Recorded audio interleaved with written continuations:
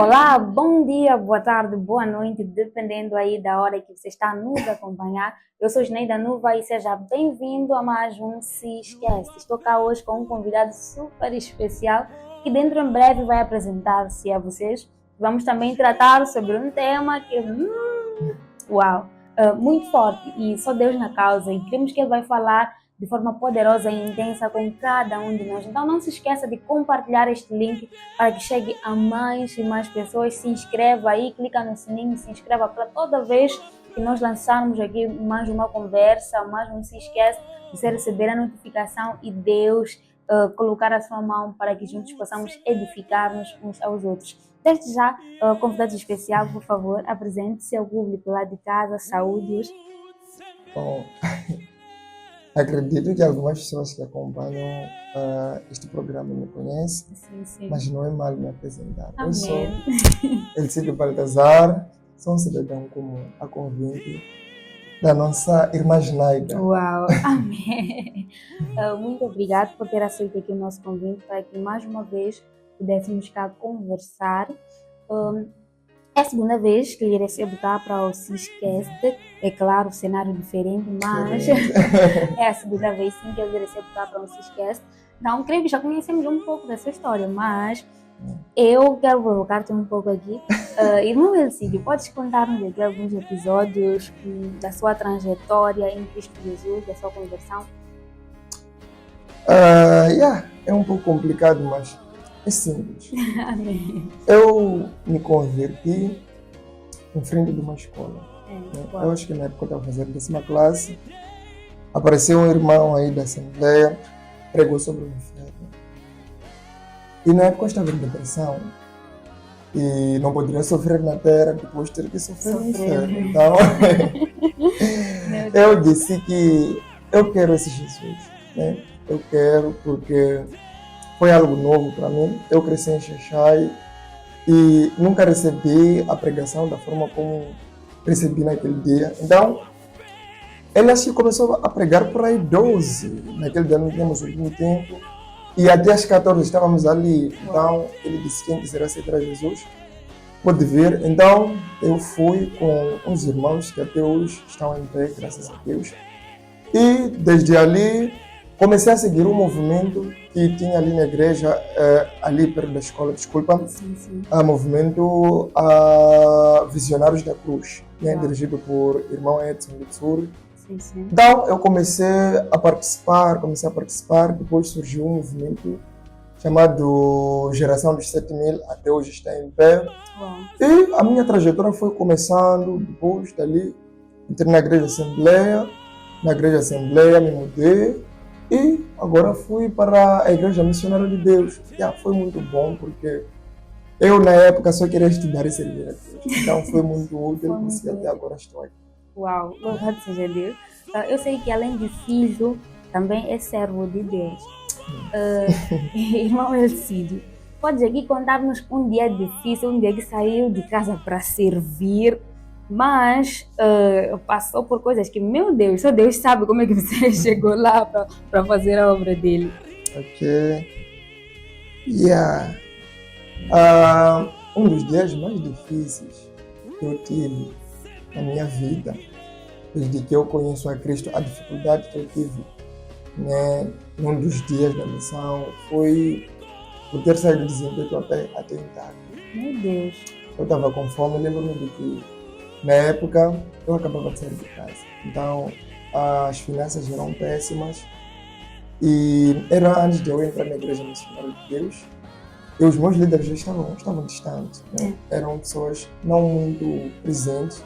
Sim. E eu tinha dificuldade de falar sobre problemas pessoais. Sim. Né? Então, eu saí de casa, fui para a igreja e saí de casa a pé. Fui para a igreja, percorri por aí uns, não sei se desempenho para lá, acho que são 5, 7 quilômetros, alguma coisa por aí. Então, Meu Deus. fui congregar na igreja. E não estava fácil mesmo. E na saída eu queria valor de chapa, só que as pessoas, sabe que algumas pessoas não têm aquele coração de dar. Então, vamos orar por si, irmão, Deus proverá isto mais aquilo, mas eu sabia que as pessoas tinham como ajudar, mas geralmente quando você apresentou uma necessidade, as pessoas levam tudo para o lado espiritual. Então, desde aquele dia, eu vi que, além de irmãos da igreja, nós precisamos de irmãos em Cristo. Então, foi um dos dias que eu tive dificuldades. Até por acaso, naquele dia, eu fui dormir em casa do irmão Inácio, ele me deu de comer, e no dia seguinte me deu dinheiro de chapa. Isso que até hoje somos bestas por causa disso aí. Mas foi uma das coisas, eu acho que a coisa que mais me dificultou a minha caminhada com Cristo foi a área financeira. A questão financeira criou dificuldades na minha vida. Mas graças a Deus estamos aqui, acho que pela vista dá para ver que alguma coisa mudou. Está a mudar. Isso é muito bom. Amém, louvado seja Deus. Não é nosso tema, mas só para deixar ficar, como é que o irmão conseguiu superar essa dificuldade que tanto lhe assolava. Eu acredito, não só acredito, tenho certeza absoluta que uma das maiores dificuldades que nós, os cristãos, sofremos são questões financeiras. Alguns de nós têm aquilo de depois que recebe a Jesus, deixa de ir à escola, deixa de ir para o trabalho, porque alega ter um ministério integral, aquilo, mais aquilo. Como é que o irmão Elcídio conseguiu superar e o que o irmão Elcídio tem a dizer em relação a esse tipo de coisa, pastor? Eu sempre fui uma pessoa que gostava de pensar diferente. Independentemente da maioria discordar, se eu tenho a certeza de que isso é o que vai me ajudar, eu não dou conta. Primeiro, desde que eu me conheço como cristão, tenho conhecimento de que as 3 dimensões que compõem o homem têm as suas ferramentas. Coisas espirituais resolvem-se espiritualmente. Coisas físicas resolvem-se usando ferramentas físicas. Coisas que têm a ver com a emoção resolvem-se com as ferramentas próprias. Eu aprendi, através do Espírito Santo, que a bênção vem de Deus, é algo espiritual, mas a materialização da prosperidade vem do trabalho. Bom. Eu sempre sonhei em ser doutor, sempre sonhei em ter dinheiro para poder ajudar a minha família, sempre sonhei em ter dinheiro para poder ajudar as pessoas. Então, eu procurei saber o que eu tinha de especial que poderia me fazer eu ter acesso ao dinheiro. Eu descobri que tenho uma inclinação à educação. Então, comecei a investir no conhecimento científico e comecei a dar explicação. Uau. Comecei a dar explicação e fui ganhando mercado na zona do Intaca. Em qualquer sítio onde eu passava, mesmo quando eu vivia no Desempenho, eu abri na sala mesmo, onde eu fazia as minhas coisas. Sim. Coloquei um quadro a giz e começava a dar explicação. Uau. Eu comecei a dar explicação e por mês eu fazia 250. Mas porque eu sabia que ia para algum lugar, sim, eu não desistia. Uau. Então, uma das coisas que me fez eu superar os problemas financeiros é saber o que eu tinha que poderia fazer a fim de ultrapassar a dificuldade. Então, eu vi que a graça de Deus eu tenho, a unção de Deus eu tenho, o favor de Deus eu tenho, mas o dinheiro não vem do céu. O dinheiro vem da terra. Então, eu tenho que fazer o trabalho das mãos para poder ter dinheiro. É assim como eu comecei. E penso que muitas pessoas deveriam não somente levar tudo para o lado espiritual, apesar de que tudo é espiritual, mas há coisas que não requerem ou não requer ferramentas espirituais. Você não ora para ter dinheiro. Você ora para as portas se abrir, mas você que deve ir atrás do pão. E é assim como eu tenho aprendido e até hoje eu vivo assim. Uau, louvado seja Deus. Cristãos, trabalhemos. O dinheiro vem do nosso suor. Isso foi algo declarado lá em Gênesis. O homem verá do seu suor. Então vamos trabalhar para que a nossa vida ela mude, ela ganhe novos frutos. Vamos entrar agora para o nosso tema. Causas que levam as igrejas à destruição. Uau! É um tema mesmo muito pesado, muito forte, mas que eu acho que é essencial. Não só acho, eu tenho uma certeza absoluta que é essencial, porque nós temos visto, de fato, várias igrejas destruírem-se e às vezes nem se sabe como solucionar ou resolver aquele problema. Mas vamos começar desmistificando um pouco o tema. O irmão Elcidio, o que é a igreja, primeiramente? Eu vou trazer um conceito simples. E gostaria de que os teólogos me perdoassem. Né? Eu sei que existem muitas teorias por aí. Sim. Igreja somos nós. Yeah. É a pessoa, quando aceita Jesus Cristo, é a igreja. Yeah. Independente de aceitar a Cristo, assim como não, o ser humano é a igreja. Porque o projeto de Deus é de viver no homem. Yeah. Então, quando o homem não se converte a Deus, não deixa de ser o templo de Deus. Né? Só que quem está a habitar lá não é Deus, são os demônios. Aquilo que Jesus fez quando chegou no templo. Expulsou os mercadores, mas não deixou de ser templo. Então, igreja somos nós. Agora, congregação são aquelas paredes, é aquele lugar onde nós nos unimos e buscamos a Deus. E o que leva... Mas deixa estar. Então, a congregação é o que geralmente chamamos de igreja, mas a igreja é uma pessoa.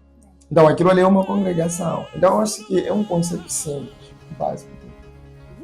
É um conceito simples, de fato, e básico de entender. Na essência, na verdade, a palavra do Senhor vai dizer que vós sois o templo do Espírito Santo. Então, o objetivo, de fato, de Deus é habitar em nós que somos, né, os seres humanos, o templo do Espírito Santo.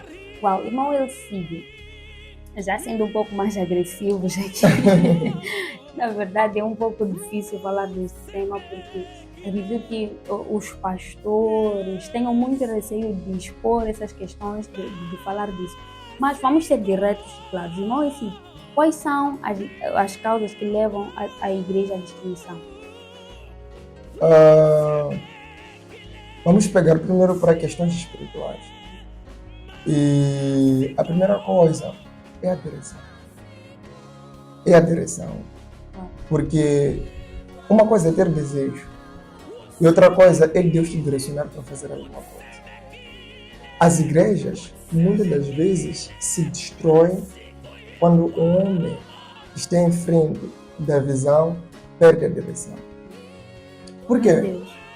O desejo de todo mestre é tornar o seu discípulo como ele. Então, se um líder perde a direção, vai levar junto os seus discípulos. Está a perceber?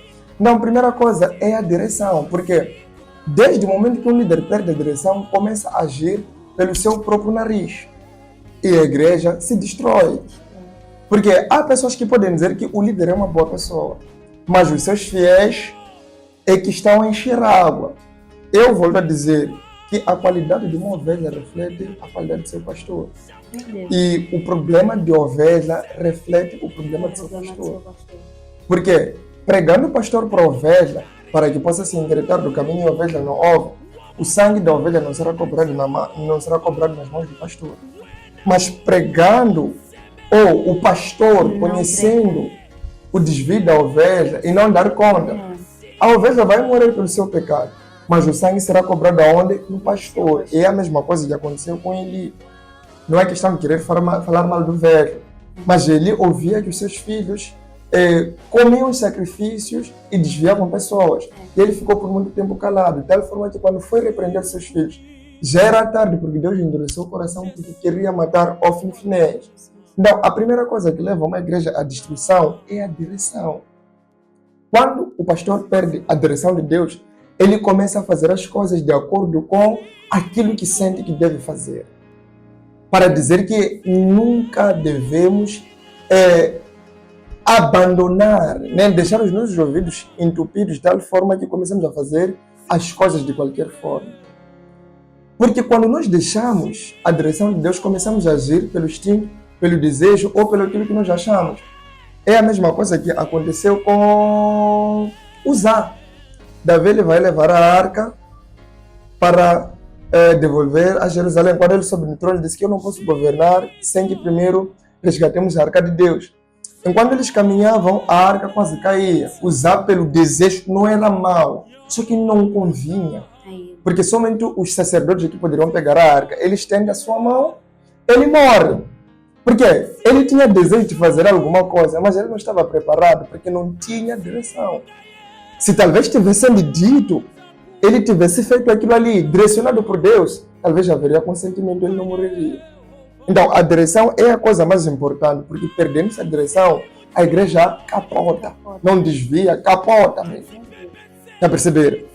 E outras coisas que levam o ministério a se destruir é o problema de caráter do líder. Existem líderes que são ungidos, são homens de Deus, mas têm um caráter maltratado. Sansão, por exemplo. Sansão era ungido de Deus ou não? Era ungido, mas Sansão tinha problemas de caráter. O Espírito Santo só tem o poder de trabalhar quando um homem for a dar espaço. E se um homem não dar espaço, e mesmo assim Deus continua a agir através dele, o que quer dizer? Deus sabe que 1000 vezes você ser usado, mesmo sendo pecador, do que você ser pecador para desviar. Por isso que existem falsos profetas que operam. Então, Sansão, ele tinha problemas de caráter. Ele tinha unção, mas tinha problemas de caráter. O caráter trabalha com disciplina e não com unção. Você pode ser ungido até onde, mas se você não tem disciplina, você não vai conseguir levar a igreja à vontade de Deus. E existem pessoas, líderes, que têm problemas de caráter que acabam desviando problemas dos seus casamentos. Problemas pessoas no ministério. Estão frustrados por causa de problemas pessoais, tratam mal os seus liderados. E quando um liderado percebe que eu estou aqui na igreja, não tem o entendimento de que eu estou a fazer isso pela obra de Deus, acaba dizendo que eu não recebo nada na igreja, estou a doar o meu esforço de borla e ainda sou maltratado. Então eles acabam saindo. E um obreiro frustrado tem o poder de influenciar outros obreiros. É assim como a igreja começa a se destruir. Porque as pessoas, elas não sabem usar ferramentas diferentes para lidar com problemas diferentes. Se o problema é casamento, fique em casa. Você não vai liderar a igreja sozinho. Forme líder. Se você ver que está em falta com Deus, fique em casa. Trata do seu casamento para ter a capacidade de liderar a igreja. Vai tratar do seu casamento e depois volta a cuidar da igreja. São problemas financeiros. Você deve formar líderes para que o ministério possa avançar mesmo você não está. Você não vai conseguir lidar com o trabalho ao mesmo tempo se você não consegue lidar com a igreja. Você não vai conseguir lidar com a igreja se você não consegue lidar com as obrigações pessoais. Primeiro, eu como pessoa devo saber devo cuidar dos meus problemas para poder cuidar dos problemas da igreja. Então, isso aí tem a ver com mau caráter. Pessoas que têm um caráter desequilibrado. Todo mundo tem caráter, mas pode ser bom ou pode ser mau. Então, isso aí tem se refletido nos ministérios. Os maus tratamentos, o favoritismo, grupo de elite. Há aqueles que têm mais favor e aqueles que trabalham, mas são desfavorecidos. Isso aí nota-se. Por isso que José foi vendido pelos seus irmãos. Porque todos trabalhavam, mas Jacó tinha preferências. Isso começou lá. Dá para perceber? Os irmãos mataram José por quê? Porque eles também trabalhavam. Mas já havia uma diferença. Ele não vai dizer que José é porque era mais exemplo do que seus irmãos.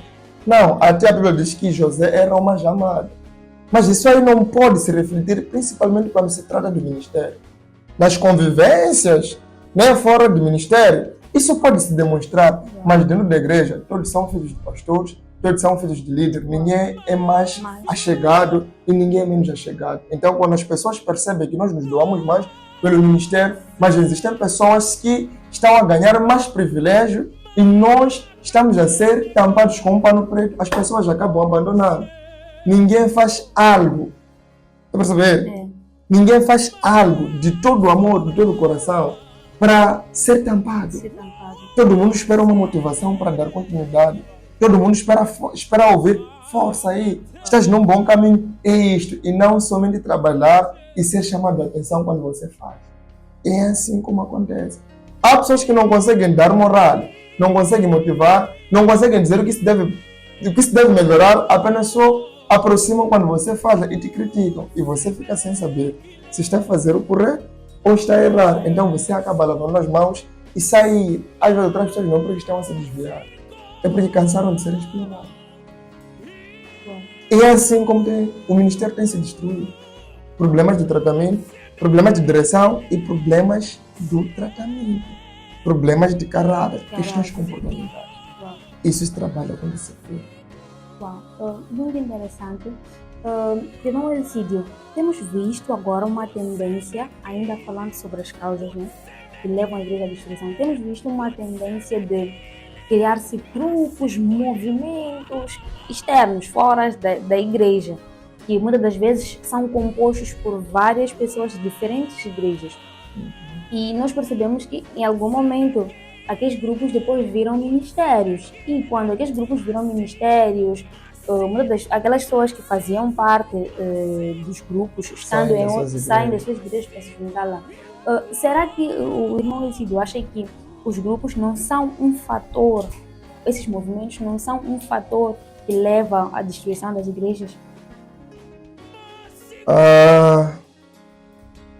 Eu não posso ser desviado se eu não quiser. Eu não posso ser desviado se eu não quiser. Seria muito difícil dizer que os movimentos são o maior fator da destruição da igreja, porque acredito que essas pessoas que vão se juntar nesse tal movimento têm líderes. Se na casa diz-se que isso não se pode fazer e a ovelha continua a fazer, então o problema é da ovelha, por não ser do movimento. Agora, se no movimento ensina-se mais a honrar o líder do movimento, a obedecer mais o movimento do que as suas obrigações de casa, então o movimento é que tem problema. Noutras coisas, desculpa. Só para não fugir, nesse ponto mesmo de questão de liderança e tudo mais, nós percebemos que existe um ponto que é muito interessante, a paternidade espiritual. Nos movimentos, normalmente nós vemos pessoas que pertencem a igrejas chamarem de pai espiritual o líder do movimento. Okay. Então, o que é que acha? O que é que pensa? Será que isso não é o que reluta, o que faz com que haja essa disparate? Isso é errado. Isso é errado porque somente é o teu pastor. Nós sabemos que nosso pastor é Jesus, mas ele deu missão ao nosso pastor. Eu posso ter mentoria com o pastor Gilden, posso ter mentoria com qualquer tipo de pessoa, dependendo da área em que eles estão a me trabalhar. Eu posso ter com o pastor Gilden para ter a mentoria financeira, profissional. Posso ter com a Managinaida para ter uma mentoria de comunicações, coisas assim. Mas o meu pastor é aquele que Deus colocou lá na minha igreja. Aquele é meu pastor. Tenha ele intimidade, me dá ele assistência, assim como não. Aquele é meu pastor.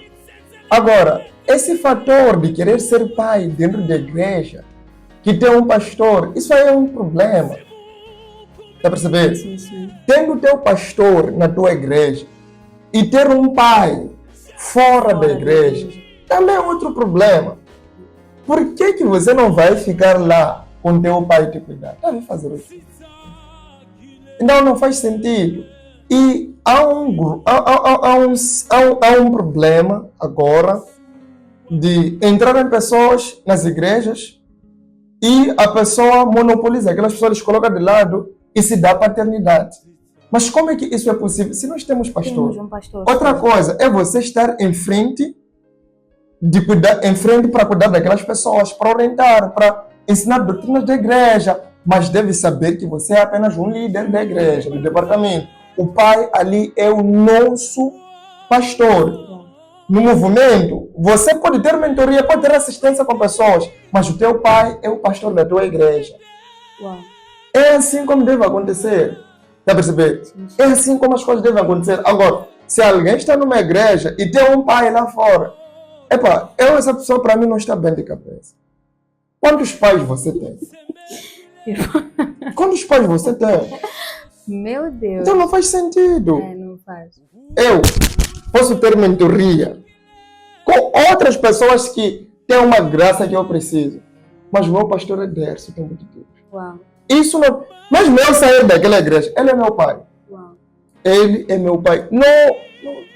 Não faz sentido eu ir procurar um pai fora da igreja enquanto eu tenho um pastor dentro da igreja. Não faz sentido. Se eu estou naquela igreja ali, é porque eu acredito na visão dele. Acredito que ele é a pessoa ideal que Deus trouxe na minha vida para poder me guiar. Agora, vou ter papaizitos lá fora para quê?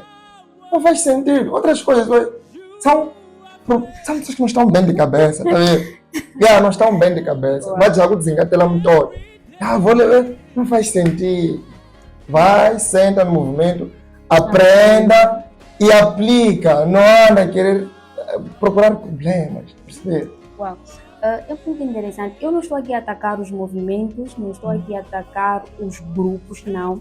Mas é porque eu tenho percebido, de fato, essa onda que quando um grupo há pessoas que vão a um movimento, a um grupo, normalmente o pastor da igreja, onde a pessoa congrega, já deixa de ser pai e vira a pessoa do movimento, passa a ser o pai daquela ovelha. E também percebe quando aquele movimento chega a ser uma igreja, todos aqueles geralmente evacuam e vão para lá.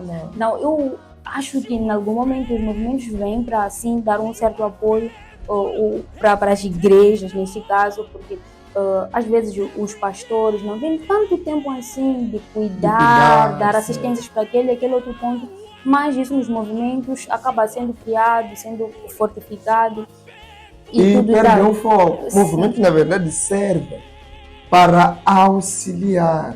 Uau. É um lugar em que nos unimos para podermos aprender.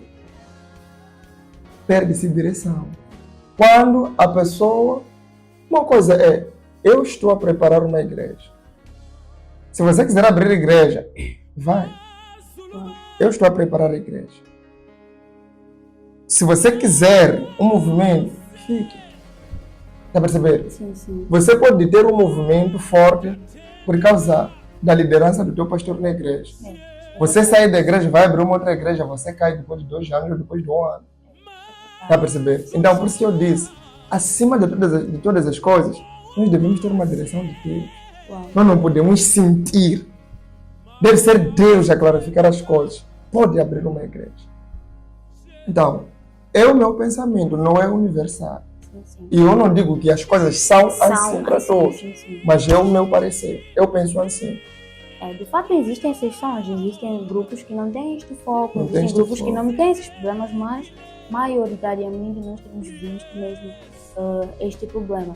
Irmão, ainda sobre o nosso tema aqui, causas que levam às igrejas à destruição, nós percebemos quando entramos dentro da igreja que algumas ovelhas, para que se sintam acolhidas e alocadas quando acabam de chegar dentro da igreja, é muito difícil. Isso porque falo de uma situação que eu mesma já passei. Falo disso porque normalmente na igreja parece que criam-se grupinhos. Existe grupo A, não sei se é classe A, classe B, se é segundo o que ou segundo o que. Não falo dos grupos de louvor, mas não. Eu falo de grupinhos mesmo de amizade, intimidade, sim. Que em algum momento nós até chegamos a nos queixar porque aquelas pessoas que criam esses grupos, quando você chega aqui, olham de forma estranha, sim, e você se sente oprimido. Será que essa criação de grupos é lícita? Deve haver isso no meio do corpo de Cristo? Será que isso não é uma das coisas que leva as igrejas à destruição? Será que havendo alguém, por exemplo, dentro daquele grupo insatisfeito com a liderança do pastor, não pode incitar os outros para que possam sair, se mover? Pode. É lícita essa criação de grupinhos dentro da igreja? Eu tenho dito o seguinte: somos amigos, né? Fora da igreja. Dentro da igreja nós somos amigos. Uau. Se fora eu sou teu amigo, mas dentro eu sou teu líder. Quando estamos dentro da igreja, você não deve. Então, a nossa amizade de fora não pode refletir tanto na igreja, porque lá nós trabalhamos de acordo com a doutrina e de acordo com os princípios de casa. Agora, se nós, na igreja, queremos levar aquele comportamento de estrelismo que colocamos na igreja, esse é o princípio que vai afundar a igreja. Porque aquele grupo ali, se aparece um insatisfeito, e aquele insatisfeito tem influência sobre os demais, a igreja começa a se estragar. Então, o que deve acontecer? Uma coisa é, nós somos amigos, nos amamos tanto, gostamos de sentar para aprender, mas não é um grupo fechado. Estamos abertos para acolher qualquer tipo de pessoa que deseja aprender. Agora, dizer que nós somos exclusivos, isso primeiro revela a falta de humildade, revela a falta do amor, né? Revela a falta de simplicidade, porque, né, nas igrejas existem pessoas que dá para ver que aquela lei é intocável, não fala com ninguém. Só vem ter contigo quando precisa de algo em ti. Se você precisar daquela pessoa, você não lhe toca por nada. Não é qualquer um que lhe mexe. Isso aí não é de Deus. E há pessoas com esse comportamento que se unem, que são intocáveis dentro da igreja. Isso aí não pode acontecer. E tendo conhecimento do pastor desses comportamentos e não adverte, o pastor também acaba fazendo parte daquele grupo ali. E o sangue das pessoas que vão se desviar por causa do comportamento tosco daquele grupo de elite, o pastor vai ter que responder. Não estou a atacar aqui os pastores. Talvez um dia eu serei um pastor também. Mas é algo claro. Por isso que eu disse, conhecendo o pastor, a prevaricação dos obreiros, e não adverte, o mau obreiro vai morrer pelo seu pecado. Mas o sangue será cobrado porque o pastor ouviu e não fez nada a respeito. Então, na igreja, não deve haver pessoas que não são tocadas. Todo mundo se fala, deve ser estendida a vara. Todo mundo que trabalha merece uma força. Então, deve haver um tratamento imparcial. Está a perceber? Deve haver um tratamento imparcial. Se o pastor mostra que existem pessoas especiais com relação às outras, como é que as pessoas não vão ser cuidadas? Porque não todo mundo é humilde. Se me fazem entender que eu sou diferente e especial daquela pessoa, eu vou tratar a pessoa da forma como eu fui mostrado, a forma como devo lidar. Então, grupinhos na igreja existem sim. Estragam igreja sim. Quando acreditam que são especiais com relação aos outros irmãos. Mas se são grupinhos que se unem para orar, se unem para aprender, se unem para fortalecer aos outros, que sejam bem-vindos. Porque estão para promover o bem-estar da igreja e aliviam os ombros do líder. Está a perceber? Sim. É assim como eu penso. Uau. Muito interessante, muito obrigada. Também não sou a favor, sou apologista que os grupinhos na igreja devem ser limados se não estiverem a dar, a ser produtivos, sim, não estiverem se estiverem a destruir, devem sim ser restringidos. Uau, estamos aqui no fim mesmo da nossa conversa. Lhe agradeço imensamente por ter aceito o nosso convite, foi muito interessante. Acho que ainda há muito o que dizer sobre o tema, mas infelizmente o tempo já não nos permite.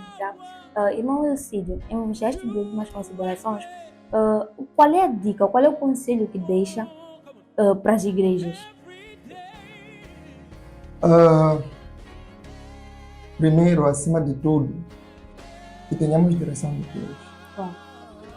Nenhum homem que andou na direção de Deus se perdeu. Em nenhuma parte da Bíblia está escrito que Josué pecou contra Deus. Porque tudo quando Josué fazia, ele dizia: Senhor, fará isto teu servo. E Deus dizia: suba, filho meu, porque eu tenho que dar da vitória. Então sempre Josué consultava Deus e fazia as coisas de acordo com a confirmação de Deus. Que não percamos a direção de Deus. Segunda coisa, independentemente das glórias e desglórias, não sei se isso aí existe, mas se não existe, eu queria poder começar a usar. Então, independentemente do crescimento, nós devemos manter a humildade. E devemos entender que tudo que nós temos é pela graça. Se nós sabermos que o fato de sermos diferentes não nos torna especiais em relação aos outros, vamos caminhar perto. Mas desde o momento que você se sentir exclusivo, especial com relação a uma outra pessoa, você se perderá ainda. E você não será honrado, vai ter que forçar. Amém. Muito obrigada aqui pelo conselho. Gostava de deixar beijos, abraços também para as saudações. Eu saúdo a todos que estão a me acompanhar. Minha mãe não tem, poderia lhe cumprimentar, mas sinto saudade. E agradecer a todos os irmãos que têm me apoiado e todos aqueles que têm me acompanhado e saudações especiais para o meu pastor, deste tempo de Deus, juntamente com a sua família. Uau, mais uma vez, muito obrigada por ter aceito aqui o nosso evento. Um tema muito forte, conteúdo que também deu a valer. A você que nos acompanha em casa, muito obrigada pela vossa audiência. Não se esqueça de inscrever-se na página, compartilhar este vídeo para mais pessoas. Ajude-nos a crescer e também ajude ao seu próximo a se edificar e a ouvir aquilo que vem da parte do nosso bom e maravilhoso Deus. Eu sou Gineida Luva e nos vemos na próxima oportunidade, se assim Deus quiser. Tchau!